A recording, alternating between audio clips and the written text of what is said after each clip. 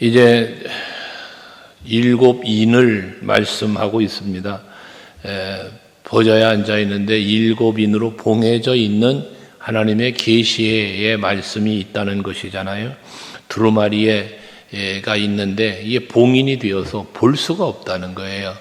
이 일곱 인으로 봉하여졌다라고 말하는 일곱 인은 완전히 감추어져 있다. 아무도 볼 수 없음을 표현하는 게 일곱 인입니다. 아무도 볼 수 없도록 완벽하게 감추어진, 온전히 감추어진 이 하나님의 계획, 하나님의 그 마지막 심판에 대한 답답함이 있었겠죠. 그래서 2절에 보면 힘 있는 천사가 큰 음성으로 외치기를 누가 그 두루마리를 펴며 그 인을 떼기에 합당하냐 하나라고 했습니다. 이 봉인되어 있는 일곱 인으로 봉인된 완전히 감추어져 있는 이 비밀을 누가 과연 열 수 있을까라는 질문이잖아요. 근데 거기 보면 그 인을 떼기에 합당하냐라는 거예요. 그러면 인을 떼기에 합당한 사람이 있다는 얘기잖아요. 그런데 아무도 그 인을 뗄 사람이 없어요. 여기서 합당하다라고 하는 말의 의미를 다른 말로 해석을 하면 성결하다 또는 완전하다 등으로도 해석을 할 수 있는 것인데, 선하다, 의롭다 등으로도요. 그러니까 그런 사람이 있느냐라는 거예요. 그런데 성경에도 기록하고 있습니다만 로마서 3장 10절에 보면 의인은 없나니 어떻게 돼? 하나도 없다. 그러니까 우리 인간으로는 이 인을 뗄 사람이 없는 거예요. 하나님의 비밀을, 이 하나님의 계획을 사람으로는 알 수가 없다는 거죠. 감추어져 있는 이 비밀을 알 사람이 없는 거예요. 그래서 그 에레미야서 33장 말씀에 보면 너는 내게 부르짖으라 3절에 그러잖아요. 너는 내게 부르짖으라 그리하면 내가 너에게 응답을 하겠고 네가 알지 못하는 크고 은밀한 일을 너에게 보여주시리라 말씀하잖아요. 그것이 바로 감춰져 있는 비밀을 알려주시겠다는 말씀이기도 한 거죠. 그러니까 결과적으로 이 비밀을 열고 일곱 봉으로 봉인되어 있는 이것을 열 수 있는 이는 사람으로는 안 된다는 것이죠. 결론은. 그래서 뒤에 보면 5절에 말하지만 이 봉인을 열 수 있는 사람은 오직 한 번 예수밖에는 없었다는 것입니다. 그래서 우리는 기도를 해도 예수의 이름으로, 하나님 나라도 예수의 이름으로 가는 거예요. 예수가 없이는 우리는 하나님 나라 갈 수 없어. 내가 길이요 진리요 생명이니 나로 말미암지 않고는 아버지께로 올 자가 없다잖아요. 그러니까 예수가 아니면 우리는 하나님 나라를 알 수도 없고 갈 수도 없고 이런 거예요. 누릴 수도 없는 거예요. 그래서 이렇게 인을 떼기에 합당한 사람이 어디 있느냐 물을 때 없다는 거잖아요. 합당한 자가 없다는 거예요. 없다는 사실을 알고 3절에 보면 하늘 위에나 땅 위에나 땅 아래에 능히 그 두루마리를 펴거나 보거나 할 자가 없더라라고 말해요. 천사가 누가 봉인을 뗄 수 있을까? 합당한 사람이 있나라고 물어볼 때 사도 요한이 살펴보니 없다는 거예요. 하늘 위에도 땅 아래도 어디도 없다는 거예요. 사도 요한이 볼 수 있는 것은 당시에 무엇을 볼 수 있습니까? 사람과 환경밖에 볼 수 없잖아요. 감춰져 있는 비밀은 보여주셔야만 볼 수 있는데 아직 안 보이는 상태이니까 그가 아무리 둘러보아도 이 인을 뗄 만한 사람이 없었다는 것입니다. 여러분, 우리가 인생을 살면서요, 이 세상을 살면서도 세상에 주어진 어떤 환경들, 되어지는 일들조차도 우리들의 힘으로 어찌할 수 없는 상황들이 많죠. 내 능력의 한계라는 게 있어서 생각조차도 한계가 있어요. 내가 생각할 수 있는 틀은 내 지혜, 내 지식의 한계밖에 없어요. 여러분, 우리 생각조차도 그래요. 아무리 광범위한 생각을 한다 할지라도, 우주 만물을 생각한다 할지라도 내가 알고 있는 우주 공간을 생각할 수밖에 없어요. 우리들이 생각하는 건 우리의 지식의 한계 속에 있다고 말이에요. 생각조차도. 그러니 내가 할 수 있는 것은 더더욱 줄어들겠죠. 내 힘의 한계가 있어요. 그런 한계에 부딪히는 게 우리 인간이에요. 그처럼 이 일곱 봉인으로 완전하게 온전히 감춰져 있는 이 하나님의 계획과 비밀은 사람의 힘으로 이것을 헤아릴 수 없다는 거죠. 알 수가 없다는 거죠. 열 수가 없다는 거예요. 그래서 사도 요한은 그런 상황을 보면서 4절에 너무나 그 상황을 펼 수 있는 상황이 안 되니까 합당한 자도 보이지 않으니까 크게 울었다 하잖아요. 답답함의 눈물, 아쉬움의 눈물, 뭐 이런 여러 가지 눈물이 여기 있겠죠. 크게 울었다는 것의 속에는요. 우리들도 많은 눈물을 흘릴 때가 있어요. 여러분들도 크게 울었다는데 울 수밖에 없는 상황들이 있잖아요. 내가 내 힘으로 안 될 때 답답해서 울고 괴로워서 울고 슬퍼서 울고 뭐 이런 등등의 눈물들이 우리에게 많이 있죠. 그런데 중요한 것은 그러한 눈물조차도 위로해 주시며 새로운 힘을 주시리는 사람이 아닌 오직 예수라는 사실을 우리는 잊지 말아야 된다는 거예요. 그래서 여러분들이 항상 위로자를 예수로 삼으셔야 돼요. 그 예수님 덕분에 행복해져야 돼요. 세상 것으로 행복해지려고 하지 말라라고 말하기 좀 그래요. 세상 것으로도 행복해져야 되겠죠. 그렇지만 우리의 궁극적인 행복은 예수 안에서 이루어지는 행복을 찾아갈 때 이것이 그리스도인의 삶이고 신앙인으로서의 삶의 아름다운 모습이라고 볼 수 있습니다. 그래서 힘들고 어려운 고난의 초에도 우리는 슬퍼하거나 좌절하거나 낙심하지 아니하고 그 나라에게 은혜 베푸시고 도우실 하나님 바라보며 나 위하여 십자가 지신 것처럼 지금도 날 위하여 일하고 계시는 그 주님을 바라볼 때 위로가 되고 힘이 되는 것 아니겠습니까? 요한은 지금 눈물을 흘리는데 그 큰 눈물은 볼 수 없는 아쉬움의 눈물이고 답답함의 눈물이겠죠.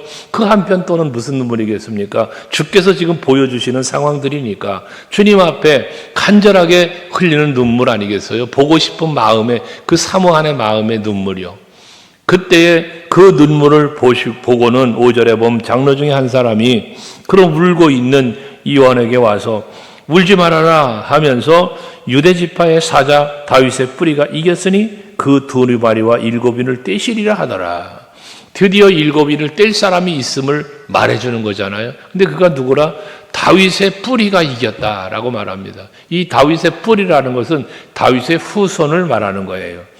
다윗의 후손인데 그 다윗의 후손이 누굽니까? 바로 예수 그리스도시죠. 마태복음에서 그 족보를 말할 때 보면 아브라함과 다윗의 자손 예수 그리스도의 세계라 말씀이 이렇게 시작되지 않습니까? 그러니까 예수님의 조상을 쭉 그 혈통적 조상을 나열하는데 그 중에 대표를 뽑은 것이 아브라함과 다윗이라고 뽑아서 올렸어요. 1절에. 그러니까 여기서 말하는 다윗의 뿌리는 바로 예수 그리스도의 조상 다윗이에요.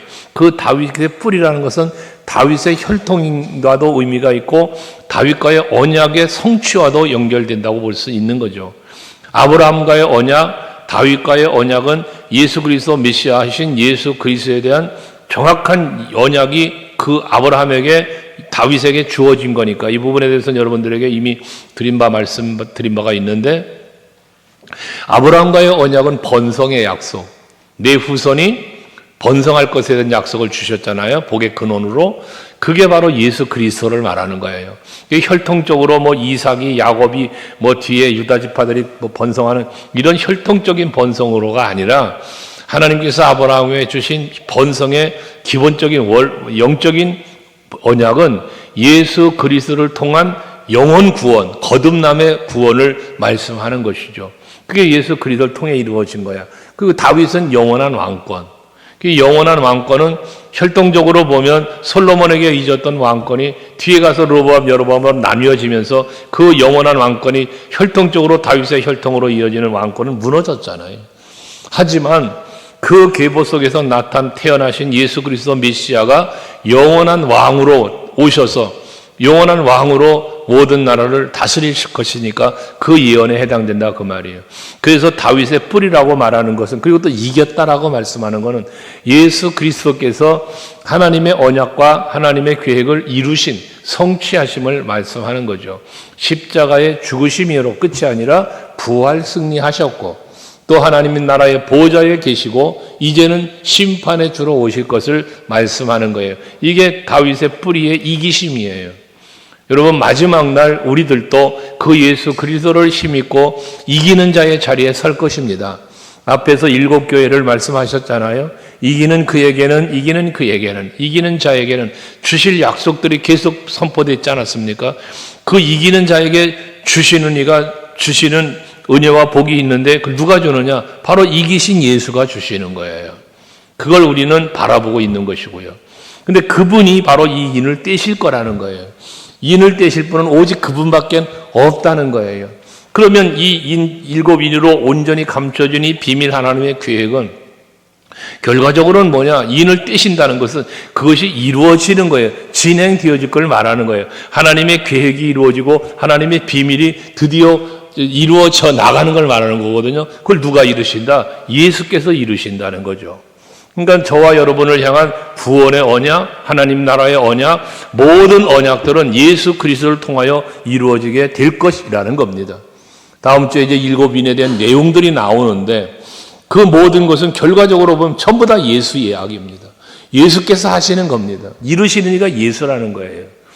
나의 구원, 내가 구원받기 위해 제사함 받은 것도 예수, 그 제사함을, 죄를 사하신 분도 예수 보혈의 피. 나를 그 사망에서 생명으로 옮기신 이도 예수 그리스도의 보혈의 능력. 내가 하나님의 자녀가 되고 하나님 나라를 바라볼 수 있는 것도 전부 예수의 이름으로. 이것이 오직 예수만이 가능했던 일. 그래서 이 땅에 보내신 거고 죽이신 거고 살리신 거고 보좌에 앉히신 거고 다시 또 재림하실 걸 말씀하는 거지 않습니까? 이 감추어져 있는 이 비밀을 예수로 말미암아 떼게 하신다는 것이죠. 그러면서 그런 일곱 일을 떼실 수 있는 예수님에 대한 기록을 6절에 말하는데 거기 말하는 내용을 보면 보니 보좌와 네 생물 장로들 사이에 한 어린 양이 서 있다. 어린 양이라는 비유를 하고 말씀을 하고 있고요. 일찍이 죽임을 당한 것 같더라. 어린 양으로 오셨지 예수가 이 땅에 어린 양으로 오셔서 흠없는 어린 양으로 오셔서 십자가를 지시고 죽으셨잖아요. 그게 바로 예수님의 십자가 죽음이에요. 그래서 어린 양이 있는데 일찍이 죽임을 당한 것 같더라는 거예요. 십자가에 죽으신 예수님의 모습이 있다는 거죠. 여러분 우리가 하나님의 나라에 가면 부활하신 예수, 하늘에 오르신 예수를 만나겠지만 그 예수에게는 무슨 흔적이 있느냐? 십자가의 흔적이 있을 거라는 거죠. 그래서 사도 바울도 말하는 거예요. 내 몸에 예수의 흔적을 가졌다고. 오늘을 살고 있는 저와 여러분 모두 다 예수의 흔적을 가져야 합니다. 그 흔적이 무엇일까요? 그 흔적은 뭐라 말할 것 없이 예수께서 친히 말씀한 대로 누구든지 나를 따라오려거든 자기를 부인하고 자기 십자가 지고 날 따라오라잖아요. 결과적으로 예수님의 십자가 지심은 예수님의 사명이라고 그랬잖아요. 그러니까 우리들이 지금 이 시대를 살면서 해야 할 일은 내게 주어진 사명을 잘 감당하는 거예요. 그 사명을 감당하려니까 희생이 필요하고 정말 예수님은 십자가에서 피 흘리시면서 우리 그 사명을 이루시면서 우리의 죄를 사하시고 구원을 이루신 것처럼 오늘 우리들이 여러분에게 주어진 그 사명을 감당하기 위해 흘리는 피와 같은 희생, 헌신 이 모든 것들이 우리의 흔적이 되는 겁니다. 하나님 앞에 설 때에 그것이 여러분에게 흔적이 되고 그것이 여러분에게 상급이 되고 그것이 여러분에게 면류관이 되어지는 겁니다. 그래서 예수님은 어린 양의 모습이 더 있다는 거예요. 화려한 영광의 모습도 예수님께 있지만 그에게 어린 양의 모습이 보여지더라는 거예요. 일찌감치 죽은 것 같더라. 십자가의 고난을 얘기하는 것 아니에요? 그러면서 그런데 그 어린 양 같은 그에게 7뿔과 7 눈이 있으니 그래요. 어린 양같이 일찍이 죽임을 당한 것 같은데 근데 그에게 믿는 것이 7뿔과 7 눈이 있다는 거예요. 7뿔은 뭐를 상징한다 그랬어요? 앞에서 뿔은 힘, 권위를 상징한다 그랬습니다. 7이라는 숫자는 단순한 하나, 둘, 셋, 넷, 다섯, 여섯, 7이라는 그런 개념의 아라비아 숫자적 개념이 아니라 이 성경의 7이라고 하는 숫자는 완전수라고 그랬죠. 그냥 완전한 권위, 완전한 힘과 능력을 이 뿔이 상징하는 거예요. 예수께는 뭐다? 완전한 힘이 있으시다. 완전한 권위가 있다. 완전한 능력이 있으신 분이라는 거예요. 비록 어린 양같이 보였지만 일찌감치 죽은 것 같고 힘없는 것 같지만 그런 힘과 권위가 그에게 있었다는 거죠. 그 능력과 힘으로 뭐해서 부활 승리하신 거고요. 하늘에 오르신 거예요. 뿐만 아니라 이 눈들이 7 눈이 있다고 말하고 있습니다. 이 7 눈은 뒤에 말하기 이 눈들은 온 땅에 보내심을 받은 하나님의 7 영이다라고 말씀합니다. 7개의 눈이 있는데 이 눈은 7 영이라고 말씀해요. 그것도 뭐래? 땅에 보내심을 받은 영이다라고 말씀하고 있습니다. 이것은 뭡니까? 왜 땅에 보냈다는 표현을 했을까? 바로 저와 여러분들처럼 예수를 믿고 하나님을 바라보며 사는 택함받은 자들과 그렇지 않은 자들을 눈으로 살피시는 영, 모든 것을 감찰하시고 살피시는 영, 완전히 살피시는, 완벽하게 헤아리시는 영, 이게 일곱 영이에요. 일곱 눈이고 일곱 영입니다. 그래서 하나님은 우리들을 살피실 때, 여러분을 살피실 때에 완전히 살피시는 거예요. 마음의 생각까지 살피신다지 않습니까? 머리카락까지 세신바 되었다지 않습니까? 일거수일투족 모든 것을 다 헤아리고 계신 분이 바로 여호와 하나님이시라는 거예요. 예수시라는 거예요. 성령이라는 거예요. 그래서 우리는 그 하나님 앞에 모든 것을 다스리고 섭리하고 통치하시는 그런 영을 말하는데, 그 앞에 그런 일곱 뿔과 일곱 눈을 가진 그 완벽한 영의 다스림 속에 내가 존재하고 있다는 사실을 우리는 깨달아야 되는 거예요. 그래야 거기서 뭐가 나오느냐? 여호와를 경외함이 나오는 거예요. 하나님을 두려워하는 마음이 생기는 거예요. 간혹 우스갯소리처럼 말했지만 CC 카메라만 있어도 조심하잖아요. 운전을 하다 보면 카메라만 보이면 조심스럽죠. 카메라가 보이니까요. 요즘엔 이렇게 말을 해주잖아요. 어디에 전방 몇 메다에 카메라가 있습니다. 막 그래 해주잖아요. 그냥 조심하잖아요. 그런 것처럼 우리가 영적으로도 하나님이 나를 보고 있어. 하나님이 나를 알아. 이 사실에 대한 인식이 우리에게 있어야 된다는 거예요. 이 모습에 대해서는 요셉을 얘기할 수밖에 없잖아요. 요셉이 노예로 팔려가 보디발의 집에 있을 때에 그의 아내의 유혹을 받을 때에 어떻게 그 아내의 유혹을 물리칠 수 있었습니까? 요셉은 그 상황을 하나님이 보시고 있다고 믿었던 거예요. 그래서 하나님 앞에서 내가 어떻게 이런 범죄를 할 수 있습니까? 하면서 거절을 하잖아요.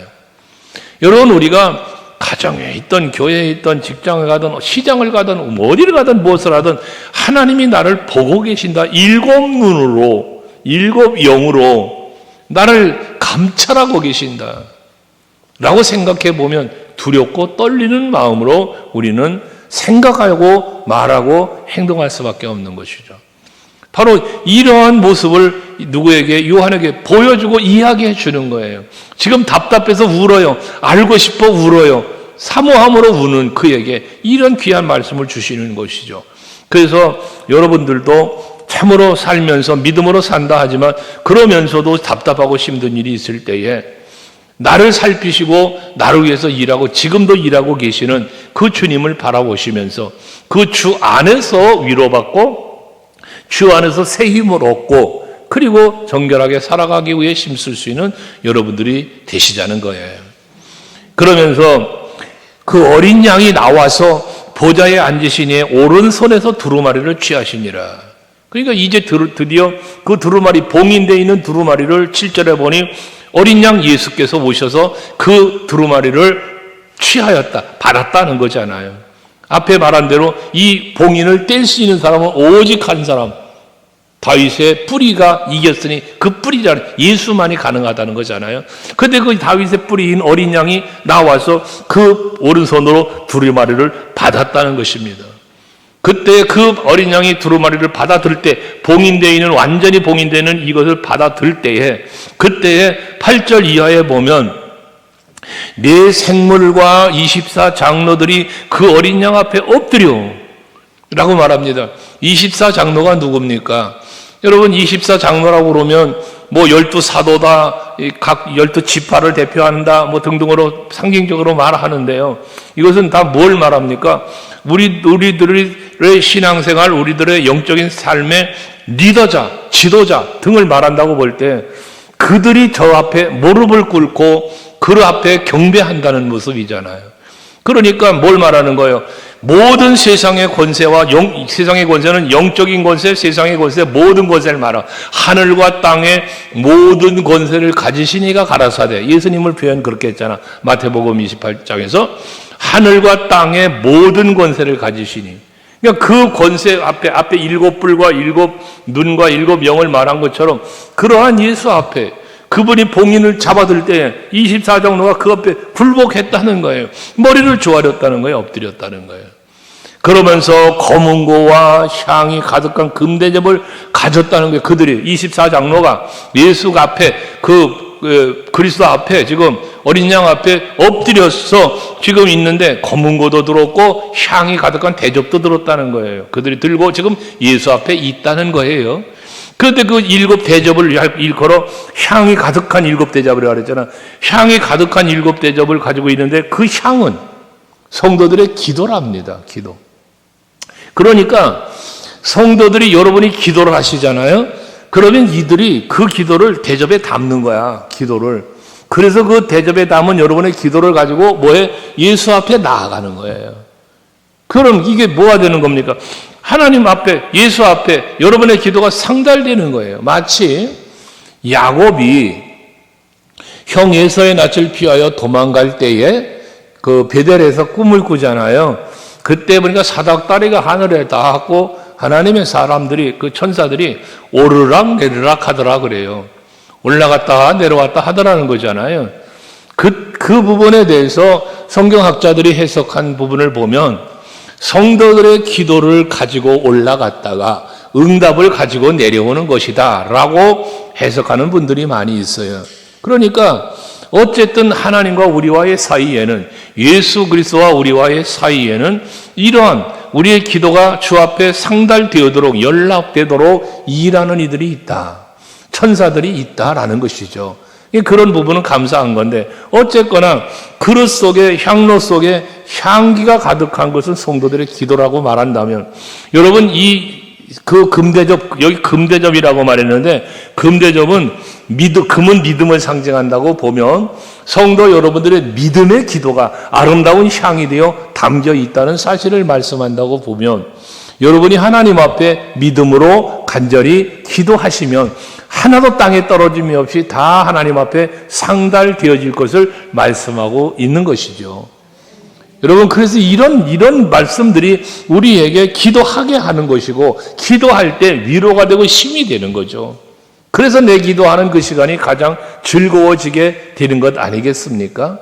오늘 이 밤에도 여러분들이 드리는 예배와 모든 기도는 하나님 앞에 상달되어지는, 연락되어지는 예배가 되고 기도가 되고 찬송이 될 수 있기를 원합니다. 그 모든 것은 무엇으로 연락되느냐? 믿음의 그릇에, 금대접에, 믿음의 그릇에 담겨 올라가는 거예요. 그러니까 예수께서 공생애 중에도 제자들에게 가르치시면서 하신 말씀이 뭡니까? 너희는 너희가 구한 것은 받은 줄로 믿어라. 그냥 믿어라.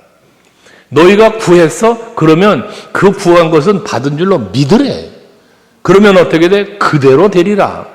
이게 마가복음 11장 24절의 말씀 아닙니까? 내가 기도해놓고 믿지 않으면 소용없다는 얘기잖아요. 반대로 말하면. 그런데 내가 기도했어? 그러면 믿으란 말이에요. 그대로 될 걸 믿으란 말이에요. 그러면 그대로 된다는 거예요. 그대로. 이게 주님의 약속입니다. 그러니까 믿음의 금대접에 아름다운 향기로운 기도를 가지고 이 24장로가 주님 앞에 엎드려 이 대접을 들어 올릴 때, 그 향기를 들어 올릴 때에 이 주님은 기뻐하시는 거지 않겠습니까? 여러분들에게 응답도 주실 것이고요. 그래서 그 성도들의 아름다운 기도의 향기를 금대접에 담아 올리면서 저들이 노래를 합니다. 9절 이하에 노래를 하는데, 그 노래를 뭐라고 노래합니까? 두루마리를 가지시고 그 인봉을 떼기에 합당하시도다. 그렇죠? 아무도 합당한 자가 없는데 오직 예수만의 인봉을 떼시기에 합당한 분이라는 거예요. 그 합당함을 노래하는 거예요. 여러분, 우리가 그런 고백을 하죠. 찬송과 영광을 받으시기에 합당하신 주님, 이런 고백을 하잖아요.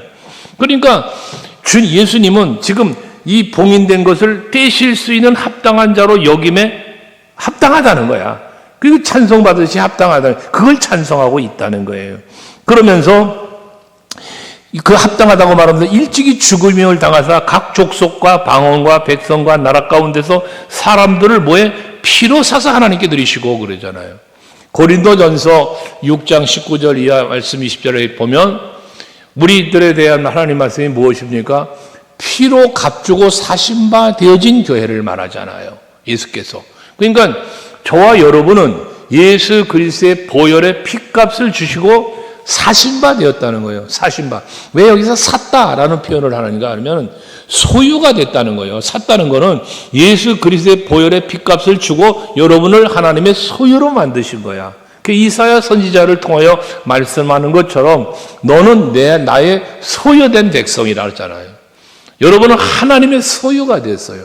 그 소유가 될 수 있었던 이유는 값을 지불했기 때문이에요. 예수 그리스도의 보혈이라고 하는 그 보혈의 핏값을 주시고 우리는 사셨단 말이에요. 그럼 우리는 지금 뭐예요? 하나님의 소유. 여러분 하나님의 소유예요.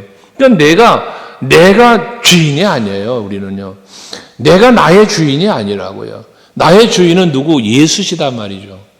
이게 우리의 신앙이어야 되는 거예요. 근데 그게 불쾌합니까? 여러분이 하나님의 소유되고요. 여러분이 예수님의 소유가 된 것이 불쾌할까요?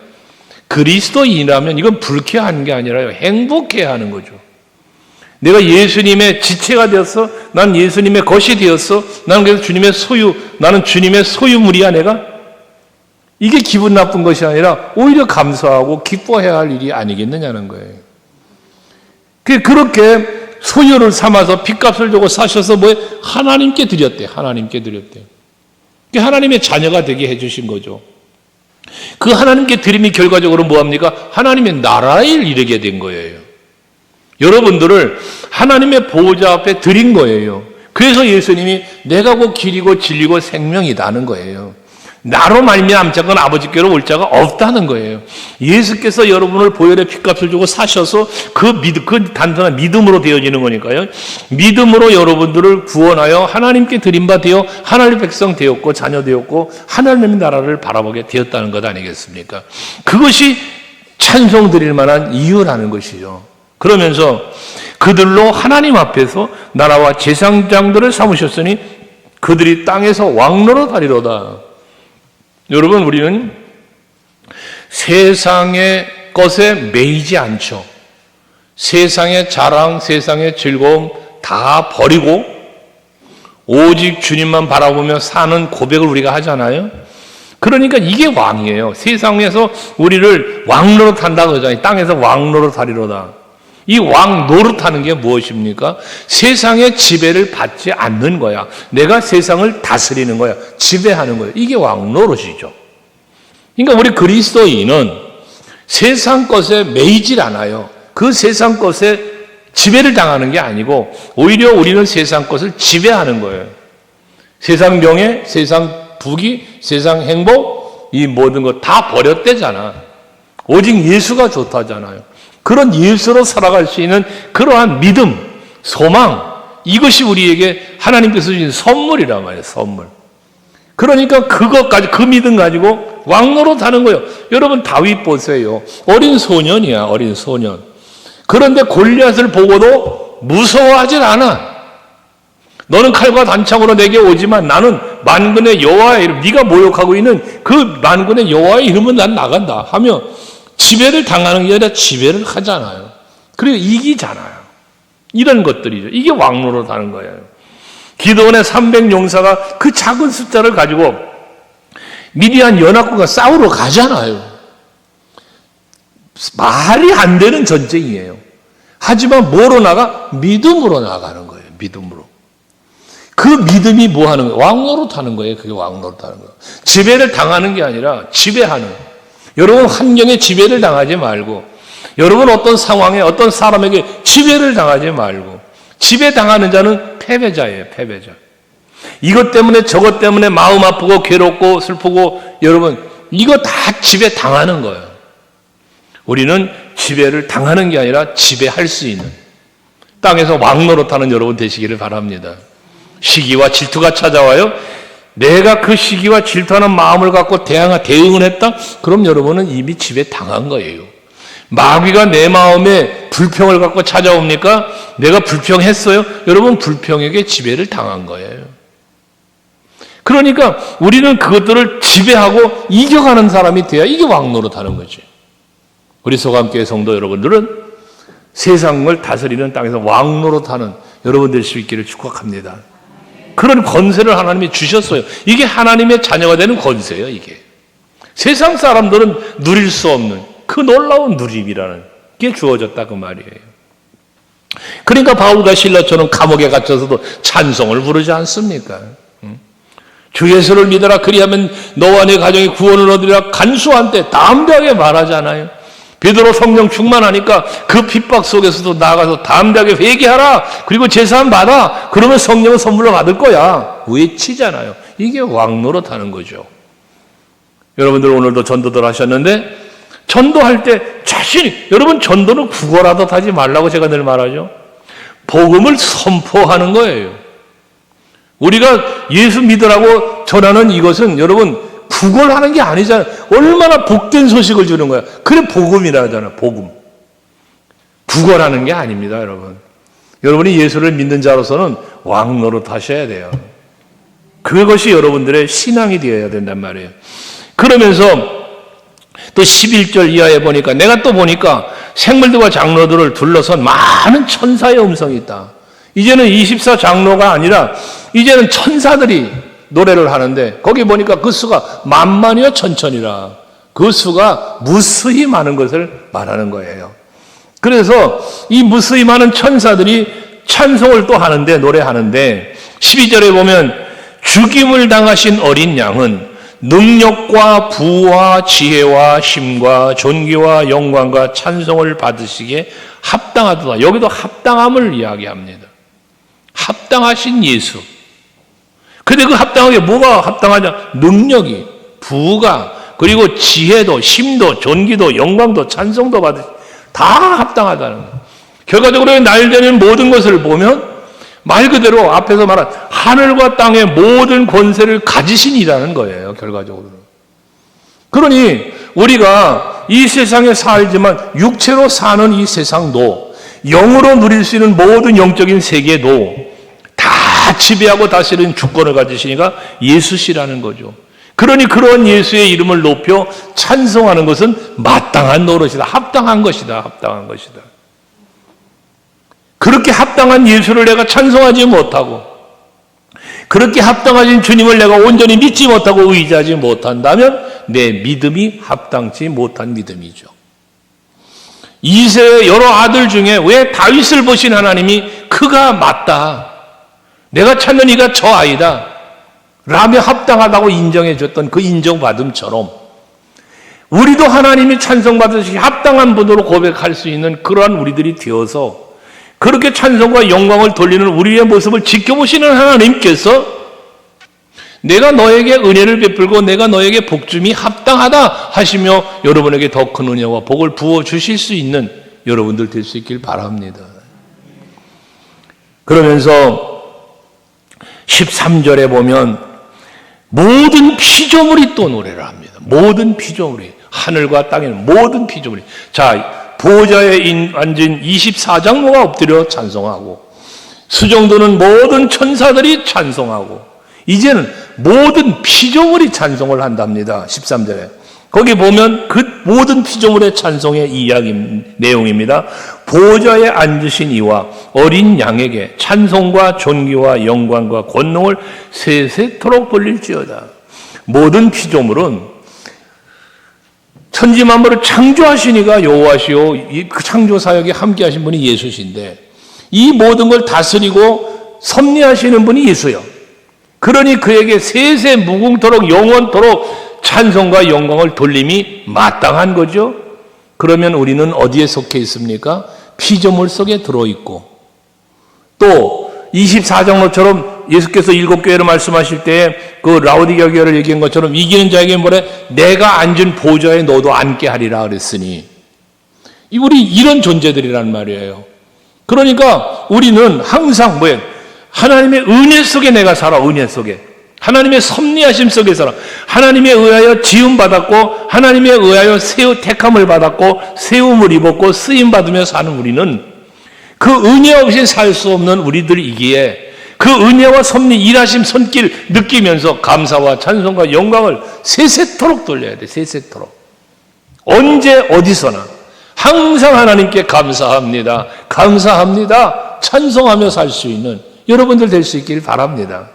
근데 이와 같이 세세토록 찬송과 영광을 하나님께 돌리려니 그 전에 무엇이 필요하다? 지난 주일 말씀 생각해 보면 내가 받은 은혜를 헤아려야 된다. 헤아려야.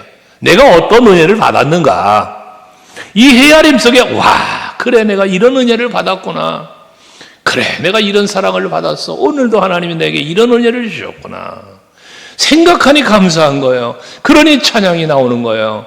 그래 할렐루야예요. 그러니 행복해지는 거야. 그래서 예수님 덕분에 행복해진다는 거예요. 사람을 보며 세상을 볼 때 만족함이 없어요. 그러나 나의 하나님 그분을 뵐 때 나는 만족하겠네. 우리 찬양하는 것처럼. 여러분들에게 그런 만족이, 그런 감사가 있길 축복합니다. 할렐루야. 그러니 여러분 순간순간마다 특별히 힘든 일이 있을 때, 마음이 괴로울 때, 울적할 때 여러분 그때 하나님께 감사할 일을 자꾸 의도적으로 찾아보는 거야. 의도적으로. 제가 말했죠.